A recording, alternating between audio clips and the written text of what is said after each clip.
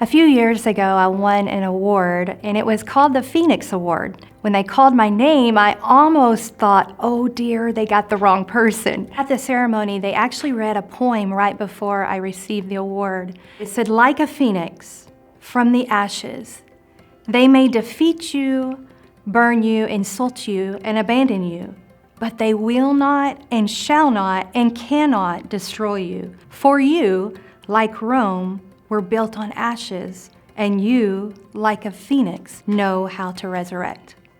And at that moment, I laughed, and then they said my name, of course. And at that moment, I just started laughing, thinking, oh my.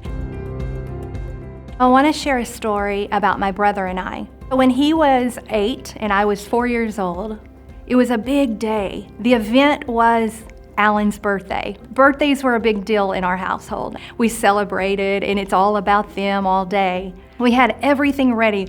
All we needed was the cake, okay? So what we did is my mom and I and my brother all got in a car. We went to the store and we got their cake. And on the way coming back, there was a moment where everything was so happy, the celebration in the car, because we knew it was my brother's birthday. We were all gonna get to open his presents and stuff. But there was a moment that in the car, the energy immediately changed.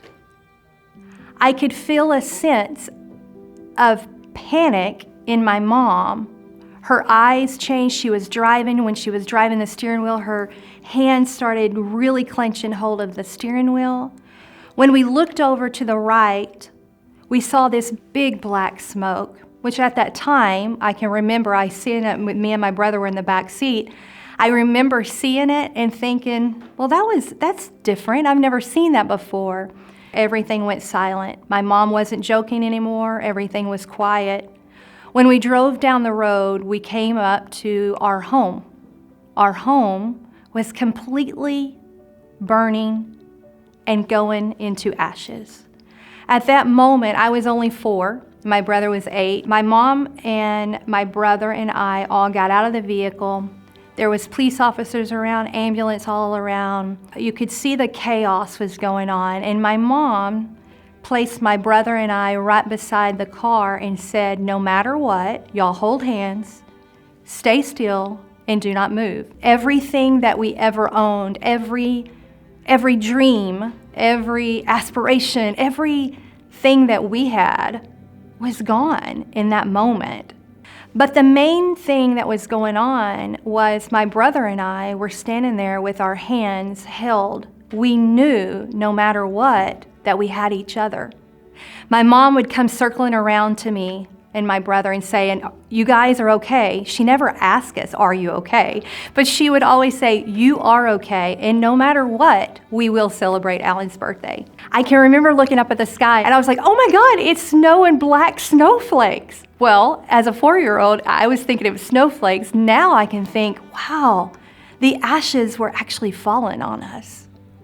But we still had love, we still had joy, and we had a resilience built within us.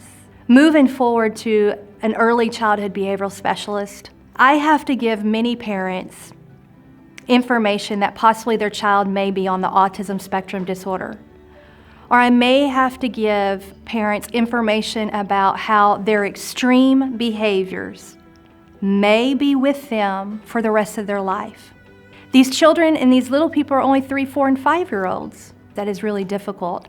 But I always want to give the families a sense that these children will be able to have resilience, that there is people out there that will help and that will guide them and that will support them. When I actually give the information to the parents, I always say, hey, do you love to dance? Because I love to dance. And they're always like laughing and they look at me really strange. But I want them to understand that I'm their new dance partner. And if they like hip hop or jazz or country or line dance, whatever they may like, I will learn their steps to guide them through whatever. And so I always kind of package to say, you know, you didn't ask for me to be your dance partner. I know you don't want this information about your child or your student that may have a learning disability or your child, that student that may have an impairment. But I am here to help you, and I am here and I will be with you to guide you through this dance. And that through this early childhood experience and the journey, academic journey, your child will succeed because they have parents, they have directors, they have teachers, they have quality early childhood that surrounds them to give them ultimately the best that they can get at this moment. There are people to help you. There is support surrounding you. So maybe at the end of the day, I am a phoenix and you're a phoenix too. Let's guide each other through. Let's laugh, let's live, let's learn. We may mess up, but we for sure will dance and have fun.